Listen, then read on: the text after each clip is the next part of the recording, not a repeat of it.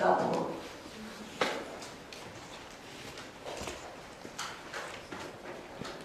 Okay, hi everybody. Thanks for being here. Still, I know it's a bit late in the afternoon, everybody's getting tired. I'm going to be sharing a little bit about, so this is not a research project. This is actually, we want to share with you the application of a framework that we had learned. And actually, those of you who are here, who listened to Shamil's presentation, I think it's very complimentary in the sense that he made a very strong case for why emotions are very important in ensuring a fun experience for the player. And here we want to tell you about how we got around to identifying how to develop the emotions to increase the fun factor. And actually, he mentioned Nicole Lazarus 4 keys to fun. So here we're going to share with you how we applied the framework in our game called the Sense and Sensibilities game. Before I go into detail of the game, some context is important. I'm from the Civil Service College, Singapore. We are not an academic institution. We are a training institution for the public service.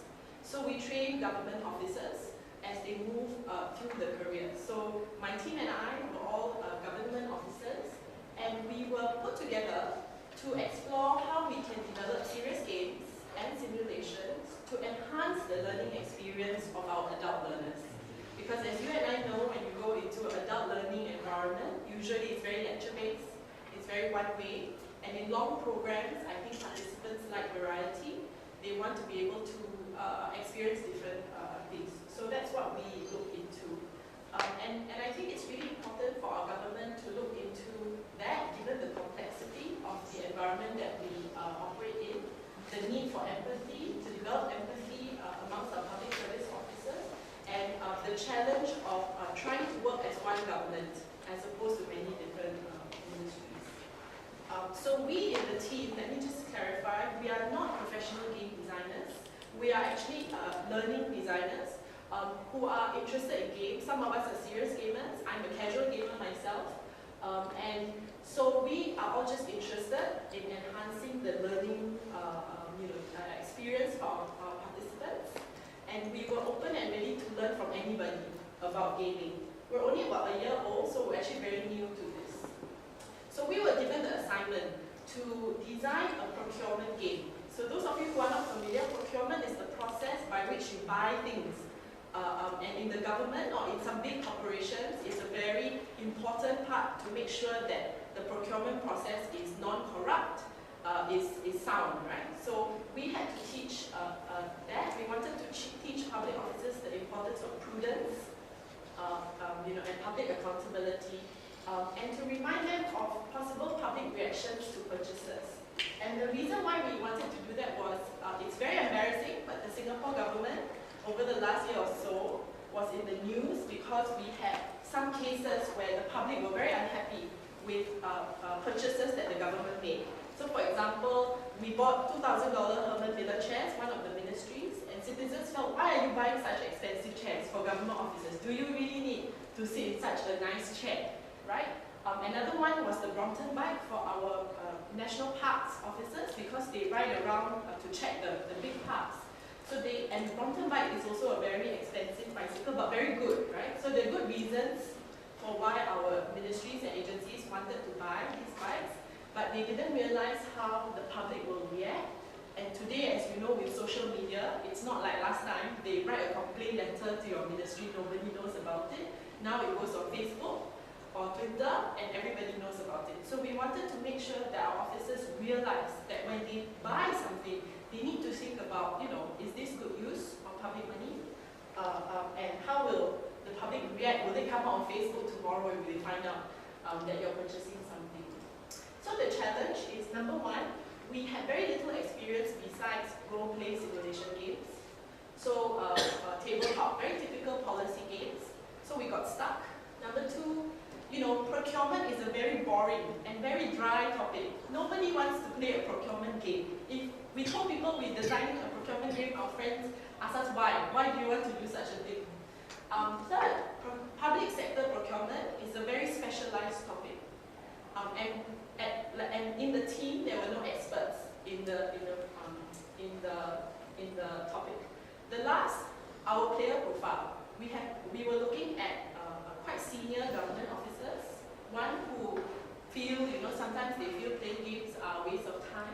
So if the game is not good, or they think that it's a little bit boring or not good, they would probably give us a very difficult time. So these were the challenges that we faced, and we got a little stuck. But then we thought about, what if we design a board game? But how do we make a board game around procurement as a topic interesting for our players? And how do we balance the fun that players want, right, when they play a game, with the serious stuff of procurement? So that was another difficult part for us. And then we met Nicole Lazaro. So I told you we're new to this, we want to learn from anybody, and she was one of those who wanted to teach us. And she shared with us her 4 keys to fun, which Shamil actually mentioned just now. And it's very simple. When you walk out the room, there's only 4 things you need to remember. Easy fun, hard fun, serious fun, and people fun. I'm sorry the gentleman here wasn't around, because we could talk about jigsaw puzzles and why jigsaw puzzles people find fun. Although, yes, there's a logical element to it. So let's start with easy fun, right? Easy fun basically is simple things about the game that make you feel curious, make you feel surprised, make you feel wonder. One of the examples that Nicole uses is, bubble wrap. If you wrap, when you move, you put bubble wrap and you pop, pop, pop, pop, pop. That makes you feel like a child, makes you feel fun.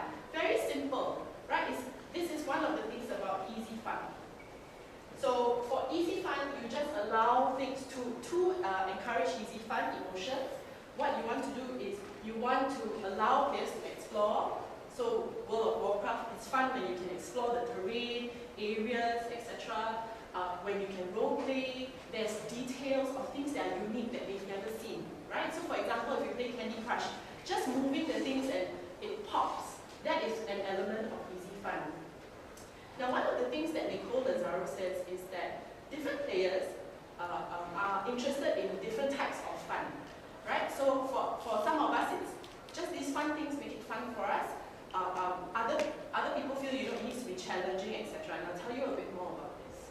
So easy fun is about curiosity, about wonder. So for us, one of the things that makes the game element, the easy fun element, is the role play. So in our game, each player plays a role of a principal, so there's a role-playing element, and to win the game, they need to build classrooms, 2 classrooms and 2 special rooms, like a music lab or a sports hall, for example. So one is the role-playing, makes it fun already, because it's not something you do in normal life, right?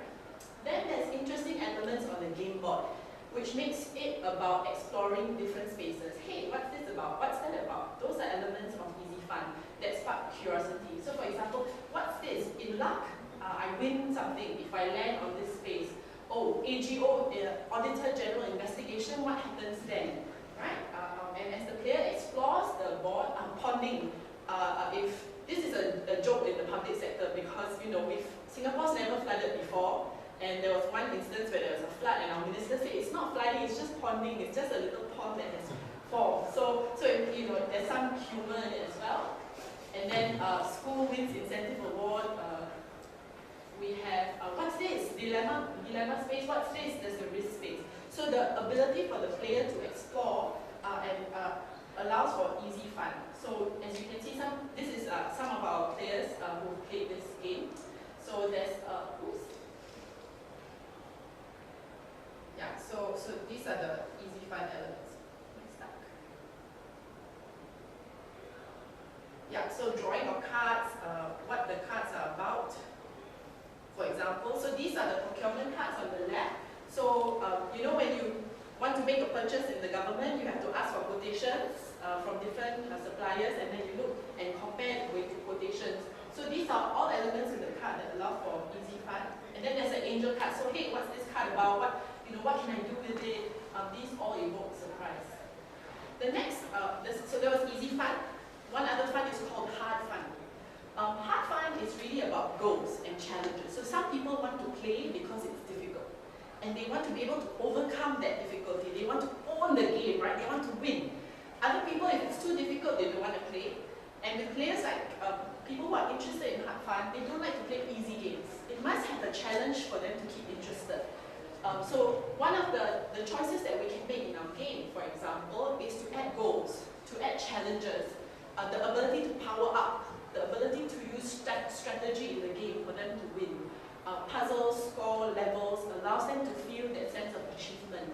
The emotions you have here is from boredom. You get frustrated, right? The challenge gets difficult, so you get a bit frustrated with the game. And then you manage to unlock it, right? Or win, or overcome the obstacle, and you feel this, yes, I did it. That's fiero, right? This feeling of, yes, I achieved it. And then you feel really, phew, right? Next level. So that feeling of emotions comes if you add challenges to them. And as we know, when we design games, it can't be immediately the most difficult challenge. So you need to slowly build up your challenge to allow that feeling of fiero to come, right? I've won this level, let's try the next level, and the feeling of accomplishment is more. So the emotions you have is, you get frustrated and then you feel absolutely relief. So for us here, we have elements like auditing a player. So participants can actually, so they have to build classrooms to win, but there are obstacles that stand in their way that they have to overcome. So players can audit each other players and can cause them to lose or slow down their gameplay, and it can get frustrating. But when they overcome it, they feel that sense of win. So here is a participant trying to defend his procurement decision. So these other 4 players have to decide whether he passes or he doesn't. He fails, for example, the audit. So there's a sense of I need to challenge my friends. I need to be able to overcome them and win. And this is another card, a dilemma card. So in the game, we've had fun elements, but we have to add that challenge. So we do have dilemma cards where they actually have to think about difficult dilemmas that they are faced as a civil servant. Should I do this? Should I do that? And then they have to convince the other players that their decision is right. So that gives them a challenge to work for. And once they, overcome it, there's that feeling, whoo, right? Yeah, I did it. I managed to do that. And there's that feeling of relief after that frustration. And as players, we like that. I like to play Candy Crush, right? No, I can do it. Once you, and you're like, oh yeah, that's right. It gives you the feedback that you want to make you feel really great about yourself and your ability to overcome it. So we've had easy fun, which is just exploration or the emotion of curiosity and wonder. We've had hard fun, and now we have people fun. Some people play games because other people are playing games. Have you gone to a party and they say, hey, let's play Pictionary? You're like, no, I don't feel like playing. And then somebody says, no, but all of us are playing, you have to play. And okay, my friends are playing, I'll play with them. So there's some people who play because of the social interaction, because their friends or families are playing. So, and I know some friends who don't really like Candy Crush, for example, or some of the other games, but they play because their friends are also playing, and nowadays we have social elements like Facebook, where you can update and you know where your friends are, you can see your friends level up. So some of the choices that we have as designers are to add opportunities for cooperation, for them to compete with each other, for them to communicate, and if you're doing online game design, then for you to show where everybody is in terms of the ability to do the game. The emotions that come out is, amusement, you have fun, you envy, oh, why is my friend higher than me in the levels, how did they do that? Generosity, I help you, I give you a heart, or I give you a life as a friend. And it gives you excitement that, you're competing with your friend, or embarrassment, oh dear, I've not, moved levels, I feel really sad, like embarrassed next to my friend. So these are emotions that can come out when you actually introduce some of these types of people fun in the game. So for us, we have a lot of spaces that we design where there's collaboration or opportunities for the participants to interact. So with a board game, it's quite easy with people fun because you have people around the table, so naturally it comes together. I think with online games now, you're seeing that the people fun part is really growing. Farmville, for example, Cityville, these games really play on the people fun elements. So here, obviously, the board game is quite simple to do that. The last one is serious fun emotion, and I think the serious fun is really related to what we're doing here at the Serious Games Conference. Some people play games because they get something serious out of it. They do something that is worthwhile in their life, right? That's serious fun. The emotions of serious fun is, you get, one is you might relax. If you, after work you play a game to relax, right? Or self-change. You're playing a game or you participate in a game that is about helping yourself change your behavior, for example, or helping other people. So for example, death in Darfur, something in Darfur, there's now very social elements. People play in games because it teaches them about what's happening in social situations in the world, or Half the Sky movement, or there are some games now that are, they are paired with donations. So for everything you buy from the store, half of it goes to a social cause example. Yeah, so that's serious fun emotion. And so with our game, obviously, because they are really learning a life skill that they can put to use in the office, and so there's a serious element to the game where it's about real world change, about them helping themselves do or make the right decisions in the real world. For us also, the game is transformative in the sense that, one, procurement has always been a very boring game, a boring subject. People don't really want to talk about it, like it. And I think we've been able to transform the way we actually interact with the topic in a fun way. And of course, I think when we look at games for learning in the classroom, one of the things that we've learned is you can't just play a game and then finish. If you want to learn something about it, you need to talk about the experience of the game. What about the game? What did the game teach you? What about the experience can you translate back to real life? So that's something that features very closely. One of the things that was very useful with the 4 Keys to Fun, and what Nicole Lazaro says, she says that for the game to be really fun and engaging for players, you need to at least have 2 of the fun. So it must have a combination of the 2. Serious fun and hard fun, or serious fun and people fun, serious fun, or something like that, right? A mix. And so for us, it was very useful because you're designing for different types of people who like different things about different games. And for us, because we are in the field of teaching, right? We don't have the option of, well, if you don't want to buy my game and don't play, it's okay. But we're teachers, right? We're helping people learn, and we want them to learn something. So for us, it's really important for us to be able to design a game that can engage all players. Yeah, and because we are rookie designers, the framework helped us in thinking, in designing a game that we were very happy to roll out. So that's all on the 4 Keys to Fun. Our game has just completed a prototype, and we're going to do a proper production of it. The ones that you saw were kind of developed in-house, well printed in-house. But just wanted to say that, again, this 4 Keys to Fun is actually a framework that was developed by Nicole Lazaro, so we acknowledge and thank her for sharing her expertise with us. Thank you very much. Any questions? Yes. Maybe I have to stand up very short. Okay,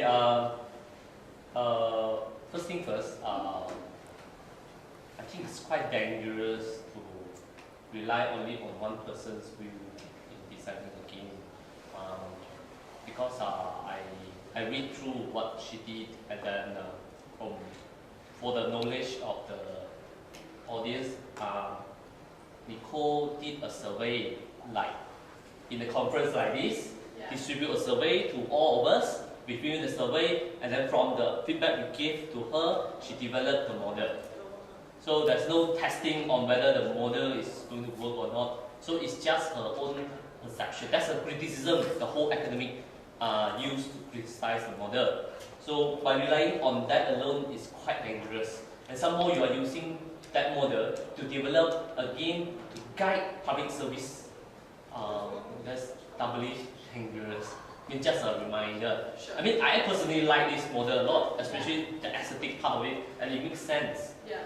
But from research perspective, I'm a researcher, so it's quite dangerous. Maybe you have to cross-checking with maybe your colleagues who are maybe in public university in Singapore, to help to do something like maybe constructive alignment on how the learning outcome that you expect the people to perform at the end of the game playing to match with the game elements.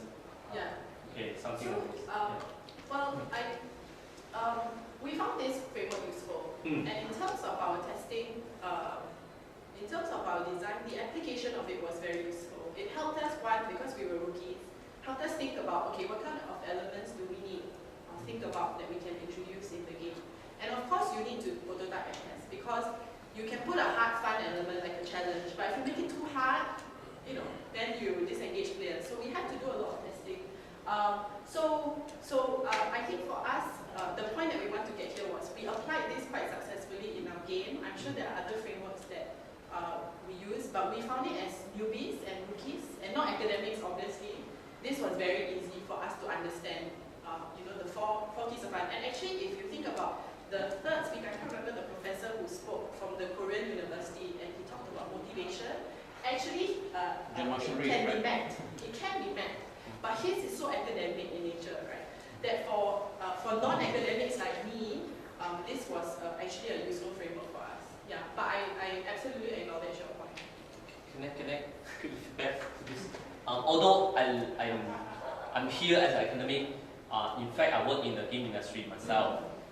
So I think academic is not a word that you can use to accuse them. Some of the research done by academic, if they really transfer well, it's very applicable, can make money. I'm helping some companies in San Francisco to make real money. So we cannot say that academic should be in the lab. So that is quite dangerous. Yes. There's a bias. I'm sorry if you were offended by that. No, I'm okay because I wear two hats, but I believe some people here, academics, who say academics are not good? Oh no, I did not say academics are not good. I said actually it's almost the same thing. It's just that this for us, for my team, was easy to digest. Was very easy to digest, and we actually tested learning outcomes. So we do actually do the debrief and go through, what were the key points that you learned, discuss the dilemmas in detail, and we did find it was useful. And I think for engagement, it was a very good guide for us. Yeah. Any other questions? Yes. Thank you very much for quoting my name. I think twice. Thank you very much. I want to know the outcomes from this tabletop games. Is it any significant change from the view of perspective of the civil servant over there? Yes, actually, yes, for two reasons. One is because we've never talked about this element before, because the public accountability element and perception element, because it wasn't something that we had experienced as much until now. Before, we would have some complaints, but it would be, managed and handled quietly. But recently, it comes out in Facebook, and once it's on Facebook, it gets reported in the press, and then it blows up. So that's one. So in terms of, because it's a new area. Number two, I think in terms of participant engagement in a procurement program, we can see a huge difference. Because usually, it tends to be very dry.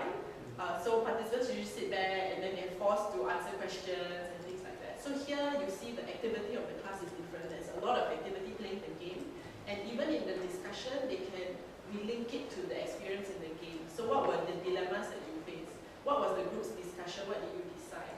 So there's a little, I think it allowed for a greater appreciation for the content because they experienced it a little differently actually. Yeah. Okay, any questions? So now we have finished our presentation. Thank you very much for all of the presentation and the participants to listen to our presentation. The next session is about